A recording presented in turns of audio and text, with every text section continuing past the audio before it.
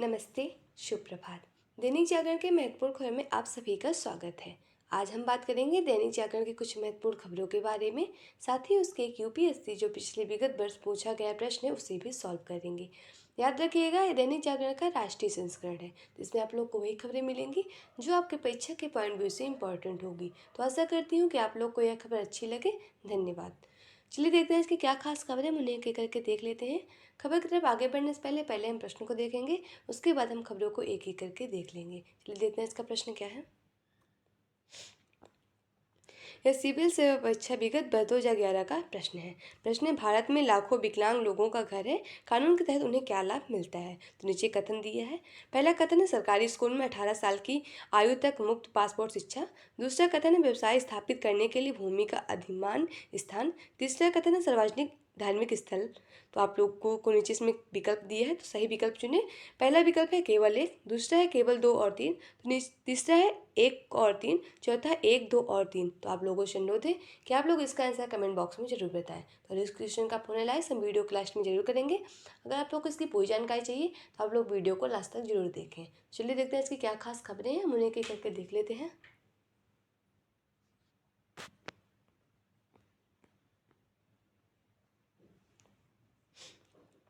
चंद्र विजय के बाद भारत का सूर्य नमस्कार। आपको बता दें, भारत ने अपना पहला सूर्य मिशन आदित्य 11 2 सितंबर को लॉन्च किया, 2 सितंबर 2023 को लॉन्च किया था। और यह भारतीय अंतरिक्ष एजेंसी इसरो के द्वारा लॉन्च किया गया था। इसरो यानी भारतीय अंतरिक्ष अनुसंधान संगठन की बात हो रही है। भारत यह लॉन्च करने वाला पहला जो आदित्य मिशन सूर्य पे मिशन लॉन्च करने वाला चौथा देश बन चुका। इससे पहले अमेरिका, रूस और यूरोपीय अंतरिक्ष एजेंसी ने यह कारनामा कर चुका है। और आदित्य 11 की बात करें, जो 11 का मतलब होता है अंतरिक्ष में स्थित वह स्थान जहां सूर्य और पृथ्वी का गुरुत्वाकर्षण बल समान होता है। इसका उपयोग अंतरिक्ष द्वारा ईंधन की खपत को कम करने के लिए किया जाता है। इसका नामकरण एथलावी फ्रांसीसी गणितज्ञ जोसेफ लुइस लैंग्वेज के नाम पर किया गया है। सोलर अर्थ सिस्टम के 5 लैंग्वेज पॉइंट है, जैसे L1, L2, L3, L4, L5।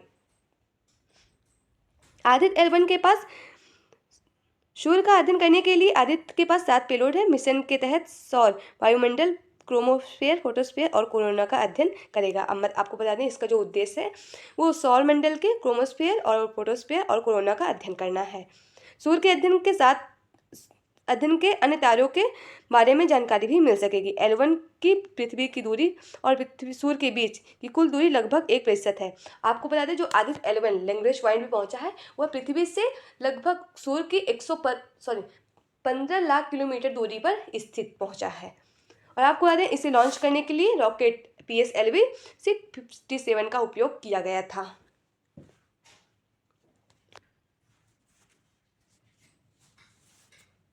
126 दिनों में 15 लाख किलोमीटर का सफर तय करता L1 पहुंचा आदित्य ऑर्बिटर में किया गया स्थापित सूर्य के अनसुलझे रहस्यों का पता लगाने। महादेव ऐप आरोप पत्र में भी बघेल का नाम। ईडी के पूरक आरोप पत्र में बढ़ सकती है छत्तीसगढ़ के पूर्व सीएम की मुश्किलें। 508 करोड़ बघेल को देने की बात की थी आरोपितों ने। आरोप पत्र में घटनाक्रम, असीम को शुभम सोनी ने 25 अक्टूबर 2023 को दुबई बुलाया। उसे बघेल तक पहुंचाने के लिए नकदी उपलब्ध कराई गई। देख रहे हैं, इस केस पे आप इनको यह समन भेजा गया है। तो आपको बता दें, ईडी है ना, इसमें बहुत ही चर्चित रहता है। तो आपको बता दें, ईडी यानी प्रवर्तन निदेशालय की बात हो रही है। यह एक वित्तीय एजेंसी है। वित्तीय एजेंसी का मतलब ये होता है कि ईडी उसी जगह में एक्शन ले सकती है जहां वित्तीय से जुड़े अगर किसी कानून का उल्लंघन होता है तो उसी जगह में वह अपना कार्य करती है। तो और ज़्यादातर उन जगहों में, जैसे कि जो आर्थिक अपराधों की जांच है और वित्तीय मुद्रा कानूनों का जो उल्लंघन करते हैं, उन्हें पे ये कार्रवाई करती है। ईडी की स्थापना की बात करें, 1 मई 1956 में इसकी स्थापना हुई थी। यह संसद के पारित अधिनियम के द्वारा की गई थी और यह अधिनियम का नाम था विदेशी मुद्रा विनियमन अधिनियम 1947, जिसे आप लोग फेरा 47 अधिनियम भी एक्ट भी कहते हैं। एक साथ चुनाव पर कोविन समिति ने लोगों से मांगे सुझाव। 15 जनवरी तक सुझावों पर विचार किया जाएगा। हाल में राजनीतिक दलों को पत्र लिखकर मांगा है सुझाव। अलास्का एयरलाइंस में विमान की उड़ान के दौरान निकली खिड़की। 171 यात्रियों को लेकर कैलिफोर्निया जा रहा था विमान को पोर्टलैंड में करनी पड़ी इमरजेंसी लैंडिंग। एयरलाइंस ने बोइंग 737 और मैक्स 9 के उड़ान पर रोक लगा दी है। यहाँ आप लोगों को राष्ट्रीय राजधानी से जुड़ी खबरें मिलेंगी। फिल्म की शूटिंग के लिए किराए पर ले सकेंगे नमो भारत ट्रेन। 11 जिलों के डीएम 7 जनवरी और 8 जनवरी को करेंगे गांव में रात्रि प्रवास। गांव में ग्रामीणों के साथ करेंगे संवाद। गांवों के विकास की योजना को मिलेगी रफ्तार। राज्यपाल बीके सक्सेना ने 2 जनवरी को 108 गांवों के प्रतिनिधियों के साथ राजनिवास में संवाद के बाद संबोधित जिला मजिस्ट्रेट डीएम अपने क्षेत्र में गांव में रात भर रुकने का दिया निर्देश। फरवरी में आएगा दिल्ली का बजट, सरकार ने तेज की तैयारी। हम देखते हैं ना कि 3 तरह के जो सत्र होते हैं ना, उन्हीं की बात हो रही है। एक बजट सत्र होता है, एक मानसून सत्र होता है और एक शीतकालीन सत्र होता है। मोदी की गारंटी का मतलब सुशासन और जन कल्याणकारी योजनाएं, यह हमारे विदेश मंत्री जयशंकर प्रसाद जी कह रहे हैं। केरल में विकसित भारत संकल्प यात्रा को विदेश मंत्री ने किया संबोधित। बोले, मोदी की गारंटी पर केवल भारत ही नहीं बल्कि विश्व को भी विश्वास है, विदेश दृष्टि को भी विश्वास है।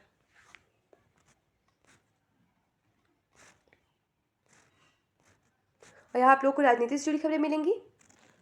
कांग्रेस से सीटों की बड़ी कुर्बानी मांग रहे हैं गठबंधन के सहयोगी दल। अब आप लोग को बता दें कि जो गठबंधन का मतलब होता है, एक सरकार जो थोड़ी कमजोर है और दूसरी सरकार एक दूसरे से गठबंधन करके चुनाव लड़ते हैं ताकि वो लोग ज़्यादा से ज़्यादा बहुमत से वोट यानी चुनाव जीत सकें। और आपको बता दें 2024 में लोकसभा का चुनाव होने वाला है और यह चुनाव कराता कौन है, इसे आप लोग जरूर याद करिए क्योंकि आपके परीक्षा के पॉइंट व्यू से बहुत ही इंपॉर्टेंट है। तो आपको बता दें, जो लोकसभा का चुनाव होता है यह निर्वाचन आयोग के द्वारा कराया जाता है, यानी इलेक्शन कमीशन ऑफ इंडिया, जिसे आप लोग आम भाषा में चुनाव आयोग भी कहते हैं। इसकी स्थापना की बात करें 25 जनवरी 1950 की इसकी स्थापना हुई थी। यह एक संवैधानिक संस्था है, संविधान के अनुच्छेद 324 के तहत इसकी बात की गई है। और यह निर्वाचन जो आयोग है यह विधानसभा और राज्यसभा, लोकसभा, राष्ट्रपति और उपराष्ट्रपति का भी चुनाव कराता है। और इसके पहले मुख्य चुनाव आयुक्त सुकुमार सेन है और 25 जनवरी 1950 की इसकी स्थापना हुई थी, जिस दिन आप लोग मतदाता दिवस भी मनाते हैं। तो 25 जनवरी आने वाला है और आप लोगों से अनुरोध है कि आप लोग भी, बहुत से ऐसे लोग हैं जो वोट देने नहीं जाते हैं, वो लोग सोचते हैं कि क्या ही वोट दे, बनेगी जो सरकार बनेगी, वो लोग मतलब जागरूक नहीं है चुनाव के प्रति। तो आप लोग से अनुरोध है कि आप लोग इसे ऐसे ही मत गवाइए। आपका वोट बहुत ही अमूल्य होता है, वो किसी भी पार्टी को जिता सकता है और किसी भी पार्टी के लिए एक वोट बहुत ही अमूल्य होता है। तो इसलिए आप लोग अपना वोट किसी पे वो मत करिए, बर्बाद मत करिए। तो आप लोग भी चुनाव जरूर मतलब वोट जरूर दीजिए। अगर आप लोग की उम्र 18 वर्ष हो गई है तो आप लोग वोट देने जरूर जा सकते हैं। और लोकसभा के सदस्य बनने के लिए आप लोग की उम्र 25 वर्ष होनी चाहिए। अगर आप लोग की उम्र 25 वर्ष है तो आप लोकसभा का चुनाव लड़ सकते हैं।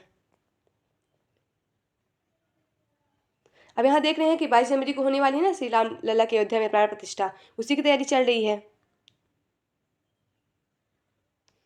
भारतीयों को मानसिक रूप से गुलाम बनाने को मैकाले को भेजा गया था भारत, राजनाथ सिंह कह रहे हैं। स्वामी दयानंद गुरुकुल महाविश्वविद्यालय परिसर में पतंजलि गुरुकुलम और आचार्य कुलम का शिलान्यास समारोह। रक्षा मंत्री बोले, जैसे योग विश्व भर में पहुंचा उसी तरह संस्कृत को भी हर क्षेत्र में पहुंचाने का प्रयास करना चाहिए।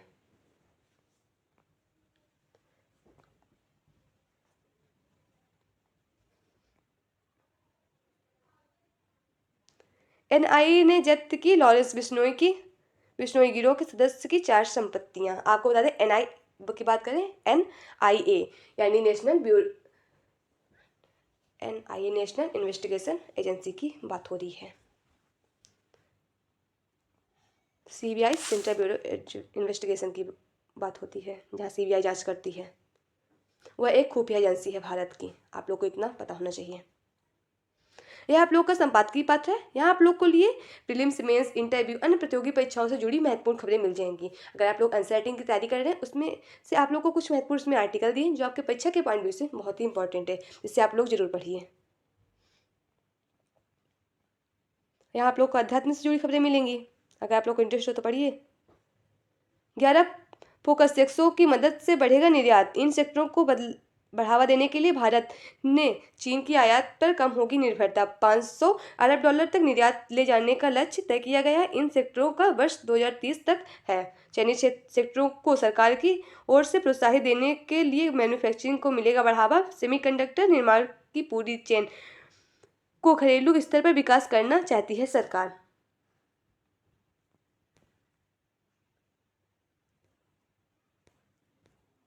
और यहाँ आप लोग को अंतर्राष्ट्रीय जुड़ी खबरें मिलेंगी। अब देख रहे हैं ना, अभी हो रहे थे बांग्लादेश में जो चुनाव, तो उसका जो रिजल्ट आने वाला है 8 जनवरी को। तो उसी में विपक्षी जो दल है ना बांग्लादेश की नेशनलिस्ट पार्टी, वही बहिष्कार कर दिए चुनाव का। चुनाव आयोग ने कहा कि चुनाव नतीजे 8 जनवरी को सुबह से आने शुरू हो जाएंगे।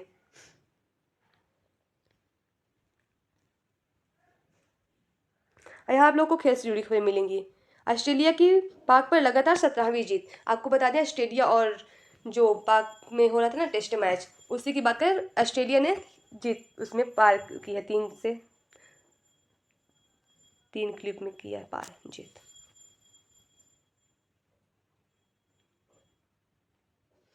यहाँ आप लोग को परीक्षा के पॉइंट से और जनरल नॉलेज से जुड़ी बहुत ही इंपॉर्टेंट खबरें मिलेगी, जिससे आप लोग जरूर पढ़िए।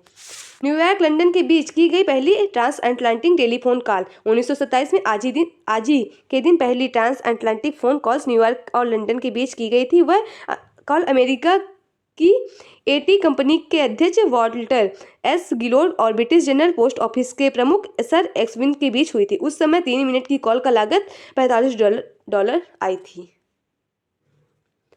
एआई करेगा भविष्यवाणी की कोविड के किस वेरिएंट्स की उठेगी लहर। एआई की बात करें, आपको आर्टिफिशियल इंटेलिजेंट की बात हो रही। आपको बता दें ये अब जो एआई है वो हर एक क्षेत्र में इसका उपयोग किया जाने लगा, और इसके कुछ उपयोग भी है और इसके कुछ दुरुपयोग भी हैं, तो इसे आप लोग थोड़ा अच्छे से उपयोग करिए। शोधार्थियों का दावा है कि मॉडल प्रत्येक देश में लगभग 73% वेरिएंट्स का पता लगा सकता है। विज्ञानियों ने कोविड संक्रमण से लड़ने के लिए यौगिक खोजा है। खुदकुशी की लहरों को रोकता है ईसीटी। जिन मरीजों में लगातार उठते रहते हैं विचार, उनका थेरेपी से हो रहा कारगर इलाज। मानसिक स्वास्थ्य संस्थान ने जनवरी से दिसंबर तक 850 मरीजों का किया प्रयोग। यहाँ आप लोग को मूवी से जुड़ी खबरें मिलेंगी। अगर आप लोग को इंटरेस्ट हो तो पढ़िए, ना हो तो कोई बात ही नहीं। तो आज की खबर यही समाप्त होती है। आशा करती हूँ कि आप लोग को यह खबर अच्छी लगे। अगर खबर अच्छी लगे तो कृपया चैनल को लाइक शेयर सब्सक्राइब जरूर करें। अगर आप लोग के पास कोई सुझाव है तो भी आप लोग हमसे साझा कर सकते हैं। चलिए देखते हैं इसका प्रश्न जो है, उसके बाद हम उसकी विश्लेषण देख लेते हैं। तो आज का प्रश्न था, भारत में लाखों विकलांग लोगों का घर है, कानून के तहत उन्हें क्या लाभ मिलता है। तो इसका सही जवाब होगा ऑप्शन डी 1, 2 और 3। चलिए इस प्रश्न का विश्लेषण देख लेते हैं। विकलांग व्यक्ति समान अवसर अधिकारियों का संरक्षण और पूर्व भागीदारी अधिनियम 1995 में जिन व्यक्तियों की बात की गई, जिन विकलांग व्यक्तियों की बात की गई, उनमें से हो सकते हैं नेत्रहीन, अल्पदृष्टि, कुष्ठ रोग मुक्त, वॉक एवं श्रवण बाधित एवं चलन में अपंगता, मानसिक मंदता तथा मानसिक रोग। जिन व्यक्ति को यह बीमारी होगी उन्हें यह अवसर यानी यह अधिकार दिए जाएंगे। चलिए देखते हैं इनमें क्या क्या दिए गए हैं। यह एक महत्वपूर्ण कदम है। विकलांग लोग और राष्ट्र निर्माण में उनकी पूर्ण भागीदारी के समान अवसरों की सुनिश्चित करता है। अधिनियम में शिक्षा, रोजगार और व्यावसायिक प्रशिक्षण, आरक्षण, अनुसंधान और जनशक्ति विकास, अवरोध मुक्त वातावरण का निर्माण, विकलांग व्यक्तियों के पुनर्वास, विकलांग के लिए बेरोजगारी भत्ता, विशेष के लिए पुनर्वास और बालक दोनों पहलुओं के लिए प्रवासन प्रावधान है। विकलांग कर्मचारियों का गंभीर और विकलांगता वाले व्यक्ति के लिए घरों की स्थापना के लिए भी योजना यह बनाई गई है। तो आज की खबर यही समाप्त होती है। आशा करती हूँ कि आप लोग को यह खबर अच्छी लगे। तो यह आज की खबर समाप्त होती है। धन्यवाद। आज के लिए बस इतना ही।